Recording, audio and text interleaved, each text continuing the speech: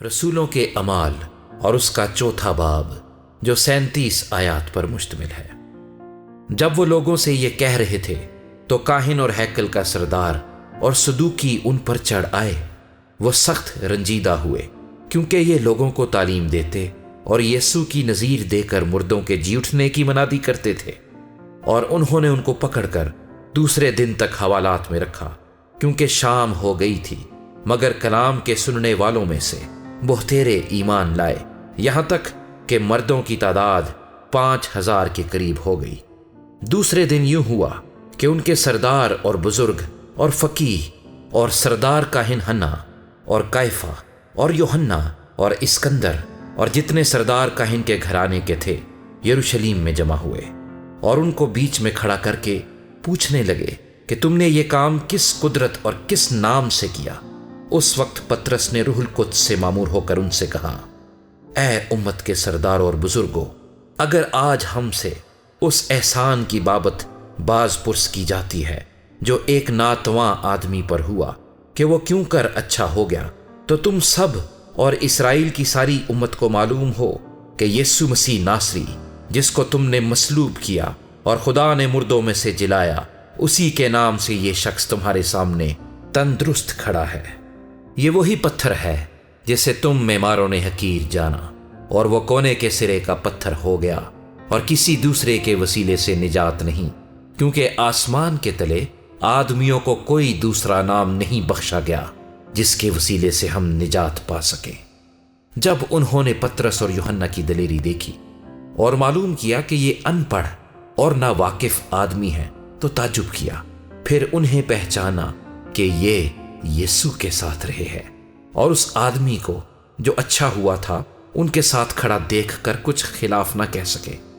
مگر انہیں صدر عدالت سے باہر جانے کا حکم دے کر آپس میں مشورہ کرنے لگے کہ ہم ان آدمیوں کے ساتھ کیا کریں، کیونکہ یروشلیم کے سب رہنے والوں پر روشن ہے کہ ان سے ایک صریح معجزہ ہوا، اور ہم اس کا انکار نہیں کر سکتے، لیکن اس لیے کہ یہ لوگوں میں زیادہ مشہور نہ ہو،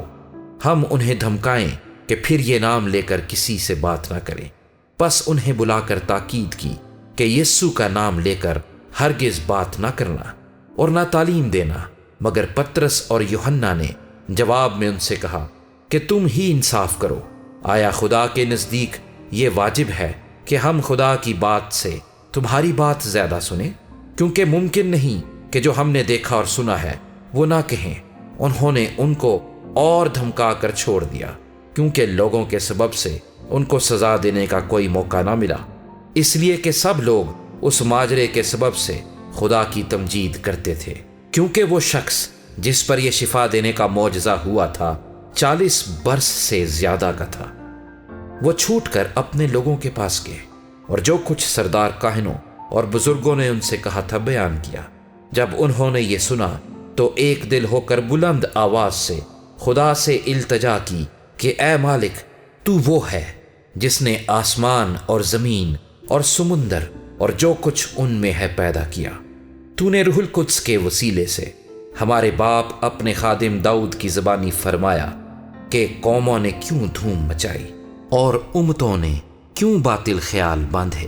خداوند اور اس کے مسیح کی مخالفت کو زمین کے بادشاہ اٹھ کھڑے ہوئے اور سردار جمع ہو گئے، کیونکہ واقعی تیرے پاک خادم یسوع کے برخلاف جسے تو نے مسح کیا، ہیرودیس اور پینتوس پیلاطوس غیر قوموں اور اسرائیلیوں کے ساتھ اسی شہر میں جمع ہوئے،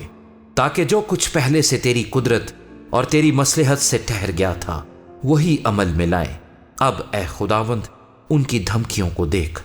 اور اپنے بندوں کو یہ توفیق دے کہ وہ تیرا کلام دلیری کے ساتھ سنائے، اور تو اپنا ہاتھ شفا دینے کو بڑھا، اور تیرے پاک خادم یسوع کے نام سے معجزے اور عجیب کام ظہور میں آئے۔ جب وہ دعا کر چکے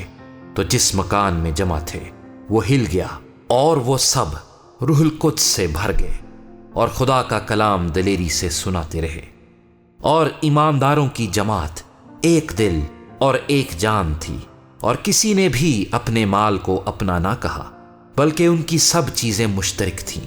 اور رسول بڑی قدرت سے خداوند یسوع کے جی اٹھنے کی گواہی دیتے رہے، اور ان سب پر بڑا فضل تھا، کیونکہ ان میں کوئی بھی محتاج نہ تھا، اس لیے کہ جو لوگ زمینوں یا گھروں کے مالک تھے ان کو بیچ بیچ کر بکی ہوئی چیزوں کی قیمت لاتے اور رسولوں کے پاؤں میں رکھ دیتے تھے، پھر ہر ایک کو اس کی ضرورت کے موافق بانٹ دیا جاتا تھا۔ اور یوسف نام ایک لاوی تھا جس کا لقب رسولوں نے برناباس یعنی نصیحت کا بیٹا رکھا تھا، اور جس کی پیدائش کپرس کی تھی۔ اس کا ایک کھیت تھا جسے اس نے بیچا اور قیمت لا کر رسولوں کے پاؤں میں رکھ دی۔